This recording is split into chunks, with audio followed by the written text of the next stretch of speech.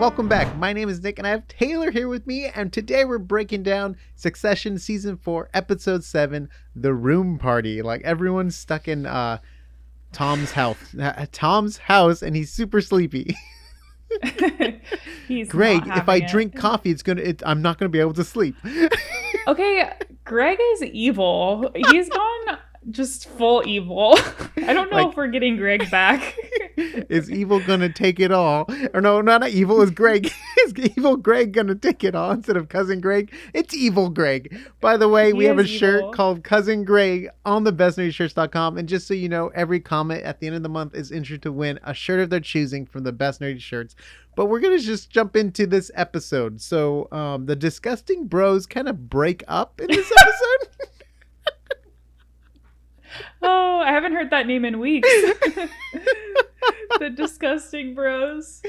And it was pretty Oh, disgusting the man. way they broke up, because he was like, I'm actually kind of closer to the brothers than I am. He's just like, and Man, all of Tom's relationships are not going too well. Hey, in this episode. yeah. And then all the siblings were basically like F Tom at the end. It's just like, man, Tom's just on his own at this point. But he might have an ace up his sleeve, though. He might have an ace up his sleeve. I don't know. We'll see. I guess he's tied to the family for life in some degree. If Shiv is pregnant still, that's a little up in the air for me. Yeah. I don't really know what's going on there.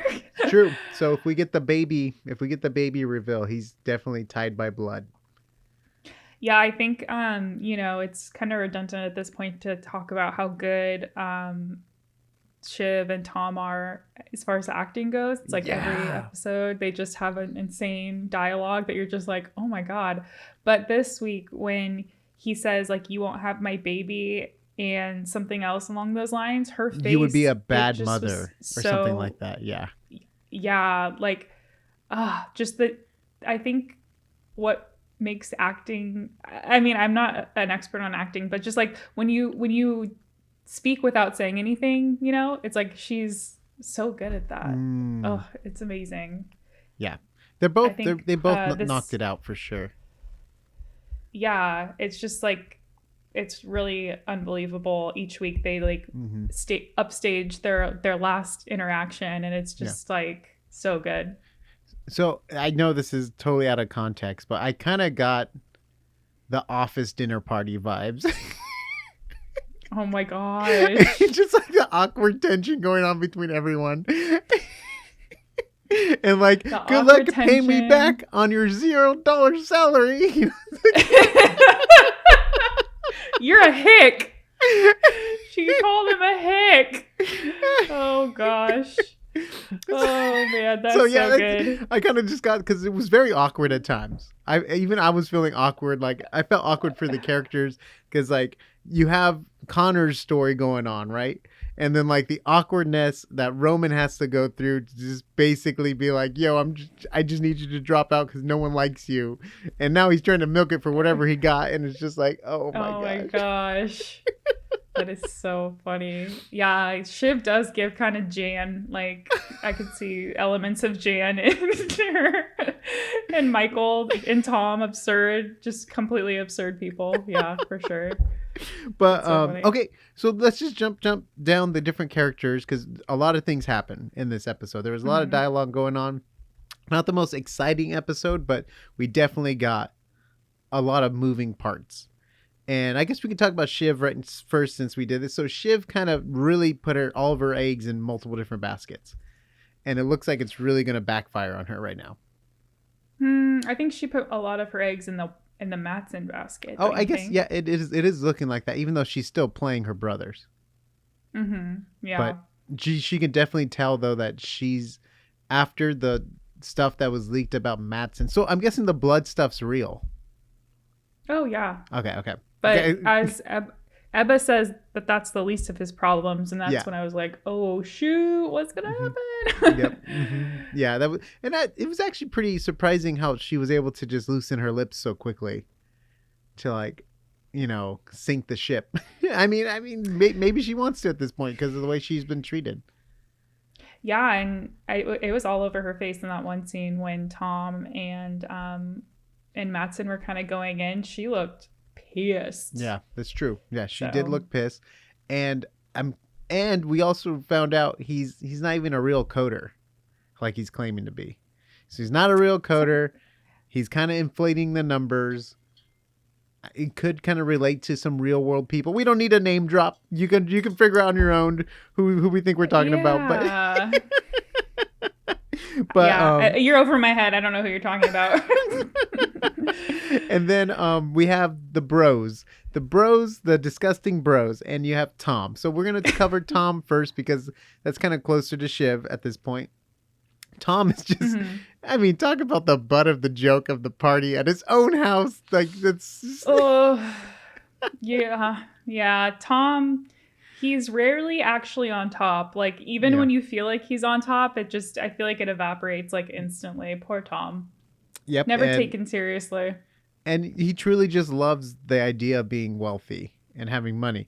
And just the fact that Shiv was basically dragging his name in the dirt in front of everyone else that would potentially hire him maybe or get him another job somewhere else. It's just like she's like totally ruining it for him and like using him too. And I don't know if it's just her plan to do this and use and abuse him so she can kind of get a better divorce settlement, or, you know, I mean, I don't know if that was maybe the cause. Maybe, I mean, we'd like to think that she was actually feeling closeness to him. But at this point, is she just using him to get a better deal out of this divorce settlement? So. I don't know. I honestly, I think it's just instinctual that she. I don't know if she could even tell you why she did that. Honestly, like I think that if there was a reason behind it, they would have told us. I don't know. They would have showed us a conversation. I don't know. I guess there's a comment from last week that says that Shiv likes, from Jeepster Mario, they says Shiv likes to play games like her father, and referencing Bore on the Floor. I think that she's like maybe kind of operating out of just wanting to be in charge or like at the helm. Yeah, and I guess for the end game of like maybe coming out on top in the divorce. But I feel like it's beyond that. It's like more ethereal. She just needs to be like over him, you know. It's true. Emotionally or whatever. Yeah. Effed up. And it's kind of true what Tom was saying too. Like, Shiv's gonna be fine no matter the outcome. Oh yeah, of course. Like that's money. That's what these kids of like billionaires, of course. Like, what do you think, they're gonna lose everything? Like you couldn't lose billions of dollars if you tried. Like it would fit. You can't even try. It wouldn't work. It's so much money. Yeah, Greg, but maybe. Yeah, maybe if he keeps suing Greenpeace, he would lose billions of dollars. But that's different. Or if Connor just runs for president every cycle, maybe he'll lose everything. But it sounded like he was a little tight on money too in this episode. And yeah, I think Connor is becoming, he's usually kind of like a super side character in the previous seasons. But I'm thinking, I told you before we started recording that I think that he might lose the election for Jared, or maybe I don't know. I feel like Connor's going to actually play a part in this election in the way that, you know, like if it's super close, which if you watch the preview for next week, it seems like it's pretty close. We all know that, you know, you go back and see the third party candidates and they got more votes than the difference was. And you know what I mean? Like, so if they weren't running, I feel like that's going to happen with Connor. I don't think a lot of our predictions have come true, but we'll see. I mean, there's a point where they're like, recount the votes again. Like, we have to recount the votes. So, like, there's definitely something going on with them pushing the recounting of the votes.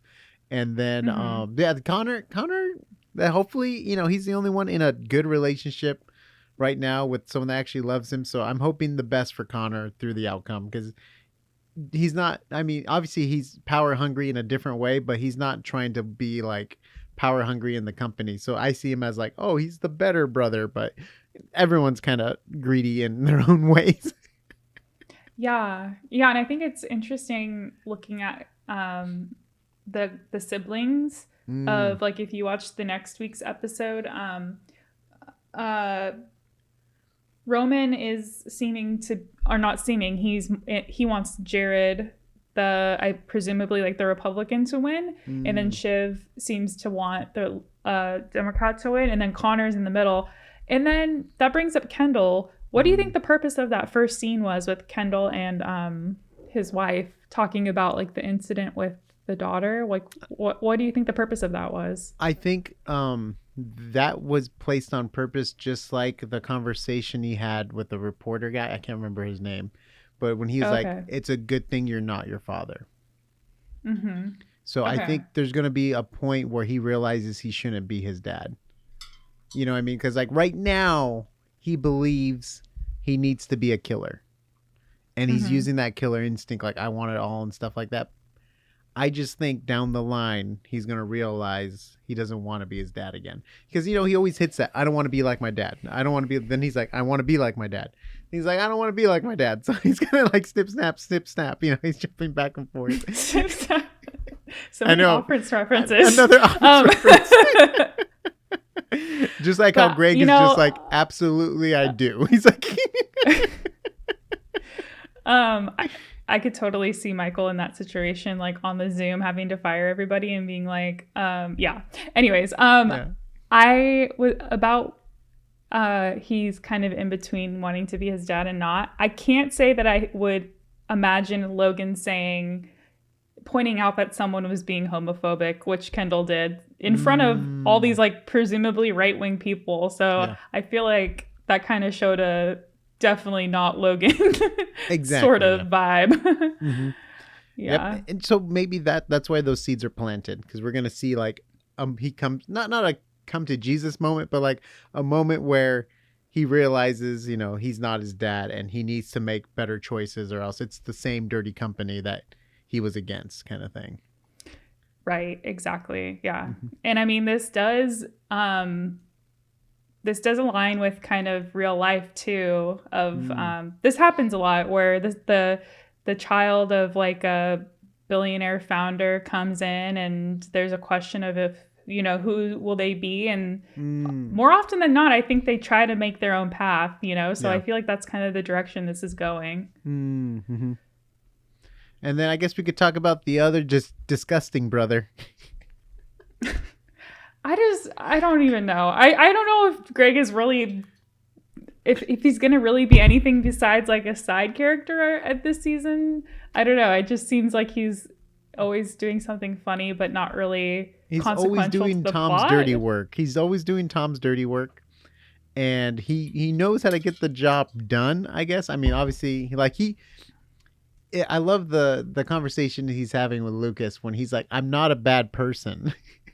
But it's like, but he enjoyed firing people. Like, remember, he was like kind of towing that line of like evil Greg. That's like the new term you have for cousin Greg. It's evil Greg.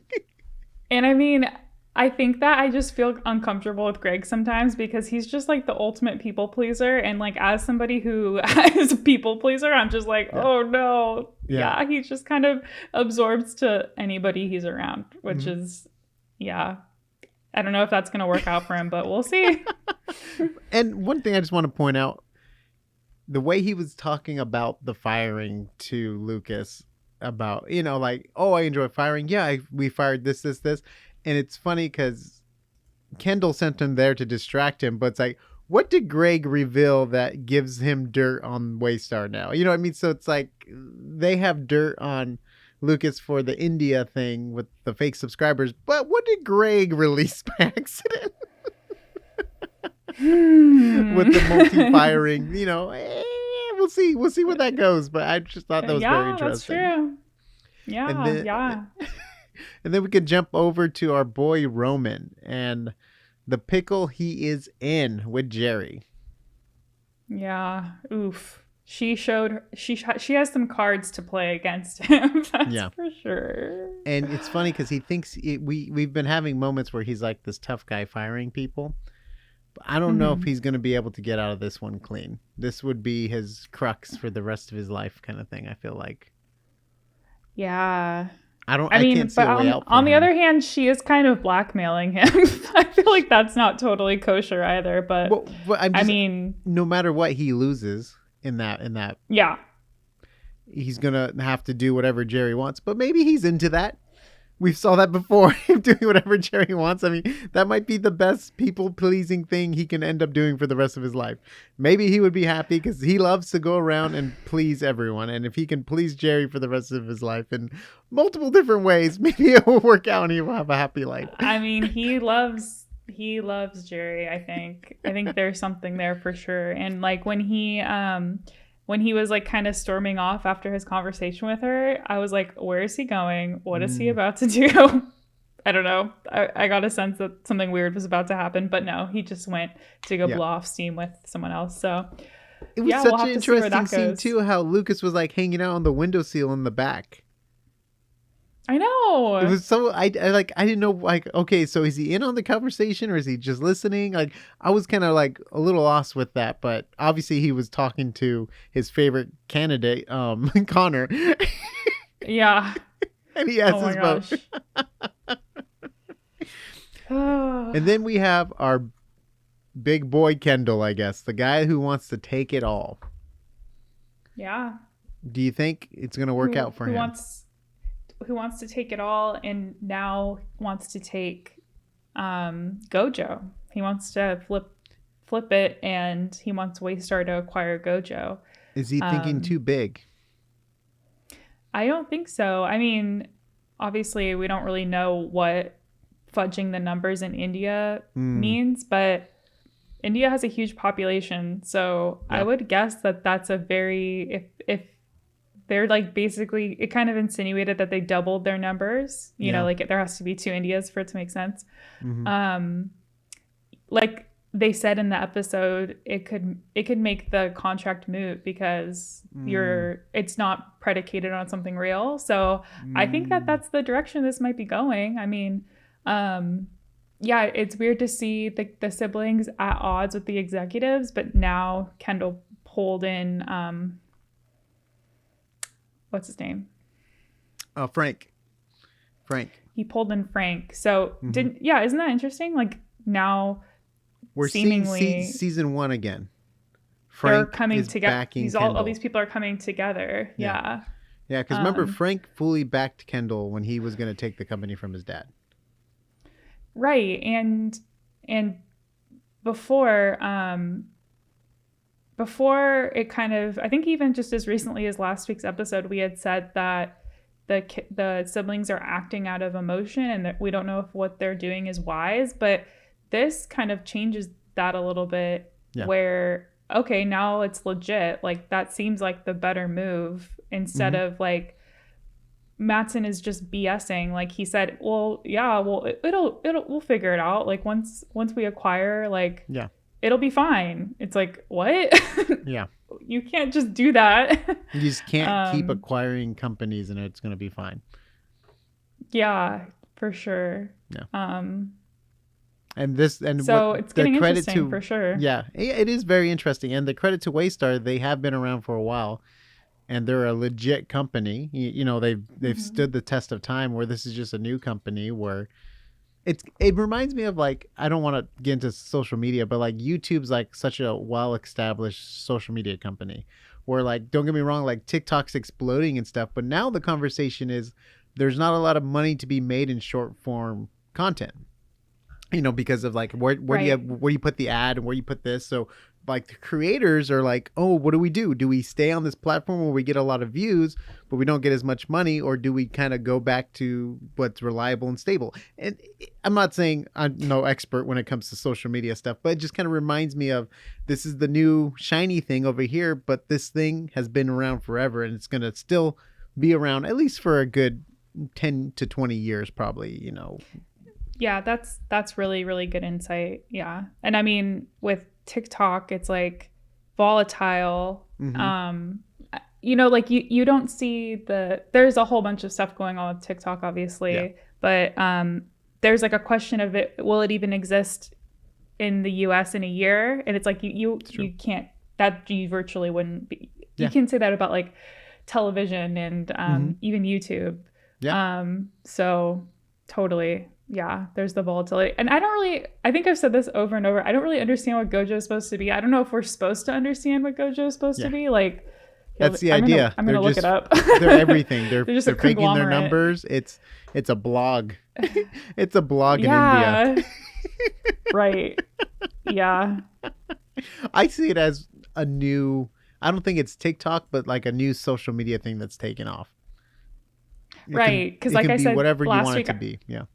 yeah, that's a good point. Because I thought it was supposed to be Twitter, but then they keep referencing Twitter. Like Yeah. this episode, Tweet he was about like, it, "Go yeah. tweet about it." It's like, oh wait, this isn't Twitter. I thought that's what this is supposed to be. Yeah. So I guess I wasn't super entertained. I hate to say I wasn't entertained by the episode, but it was like it wasn't too much action, but it was fun being trapped in a room. Yeah, I mean that's an interesting plot device, until I it guess. explodes, right? And it exploded with Roman, it exploded with Shiv, and it exploded with Kendall. They kind of all their fuses hit the point of explosion, and we got to see them all handle it different ways. Kendall might have handled it the best out of the three.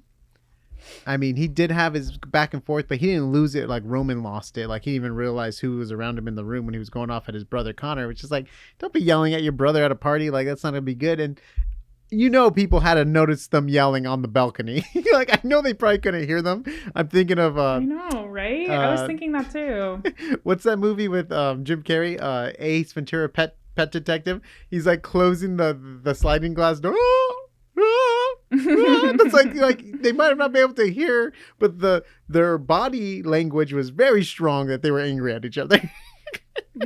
Yeah, for sure, right? And then they were kind of like elevated too, so you'd think that people would like look out and see. Yeah. Someone noticed. I thought it was gonna be a thing where they walked out and like on the deck of another window, like someone else is like you can see that someone else heard it or something, but it's not really any secret information. Obviously, people know that they're on the rocks. There's this drama with Shiv and Tom, and then to add extra drama to it, Shiv's ex-boyfriend was there, which I think he's supposed to be like the campaign manager maybe of the Democrat, which is interesting that he would show up. It makes you think like, is he showing up for Shiv or what's going on there? Because he seemed very uncomfortable. Yeah. But I don't know. That was just like another. We had Kendall's ex-wife come in, and then him. So it was just like a little bit of peppering in some old characters. I think was interesting because we've kind of seen the same people this whole season. So I thought it was cool to see some familiar faces and who could be part of the plot going forward. So we'll see. Thank you, Taylor, for coming on. It's always fun watching this show, and just the drama. And 3 episodes left? No, 2 episodes? Yeah, 3 episodes left. We have 8, 9, and 10. We're almost to the end. Put your comments down below. I've been traveling for the past like 4 weeks, but I'm finally home this week. We could definitely do a comment video later on this week. So comment down below what your thoughts and opinions are for the end of the show, and just what you liked and disliked about this episode. Where you think it's going. Yeah, we would love to know where it's going, because we have no idea, obviously, except for Greg's going to win it. I don't know how he's going to get there, but he's going to get to the top. So, and maybe Carrie could be with child too. We'll see. That's right. We had a little bit of Carrie in this episode too at the beginning. Mention of her. Roman mentioned her, and that was about it. Yeah. We still think there's something going on there. We'll see. Maybe we'll find out next episode. So subscribe to get all the updates. We're going to be here covering the next 3 episodes for sure. We're definitely probably going to be doing a comment video this week. We really enjoyed that. Me and Kyle just did a live stream. Go check out the live stream. We talked a little bit about Succession and other stuff. But yeah. Remember, every comment is entered to win a shirt from thebestnerdyshirts.com. Go check out the Cousin Greg shirt. We also have Audi from Severance, and we got Raised by Wolves. You name it. There's shirts all over the place at thebestnerdyshirts.com, and we'll see you on the next AsArt.